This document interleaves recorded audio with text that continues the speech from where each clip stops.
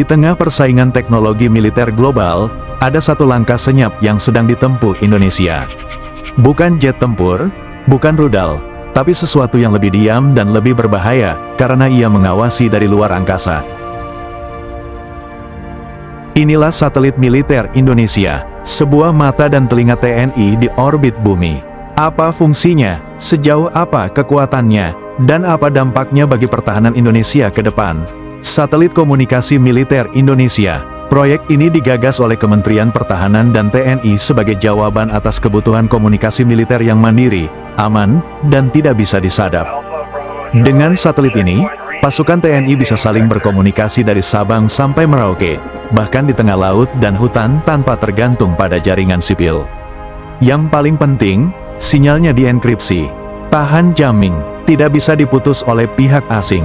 Karena ini bukan satelit biasa, ini senjata digital. Bayangkan sebuah skenario perang.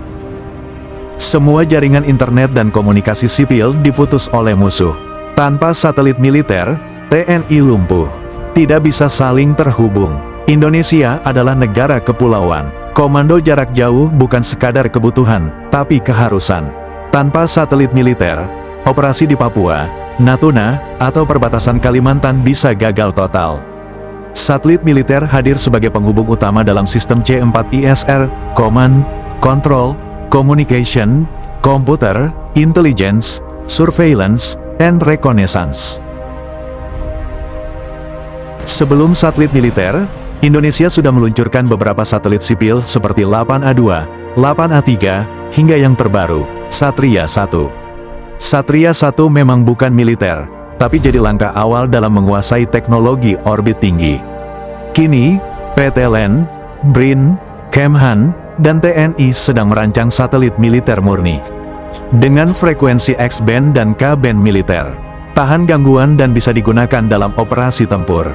Apa saja kemampuan satelit militer, komunikasi terenkripsi TNI, pengawasan wilayah strategis dari luar angkasa, dukungan ke drone, radar, dan rudal, komando real-time antar matra, AD, AL, AU, tahan jamming dan interferensi siber.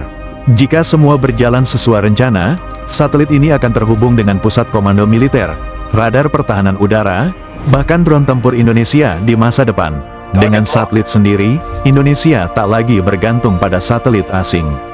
Kita bisa melindungi data militer dari penyadapan. Kita bisa merespon ancaman lintas wilayah dengan cepat.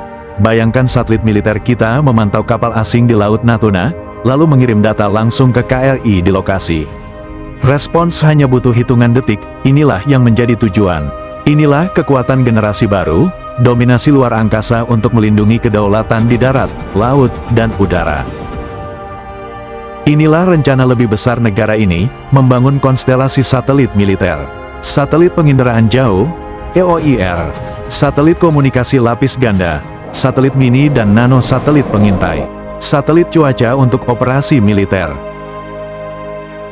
Satelit militer pertama Indonesia yang diam-diam sedang disiapkan. Teknologi sunyi, tapi mematikan. Karena dalam perang modern, siapa yang menguasai langit, dia yang menang. Kalau kamu percaya Indonesia butuh kemandirian teknologi militer, tekan like dan share video ini.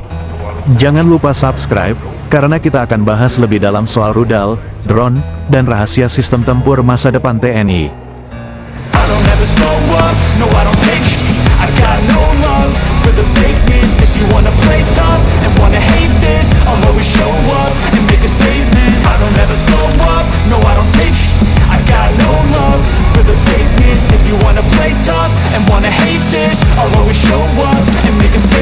Everything I do so instinctive and so passionate. Every word I move so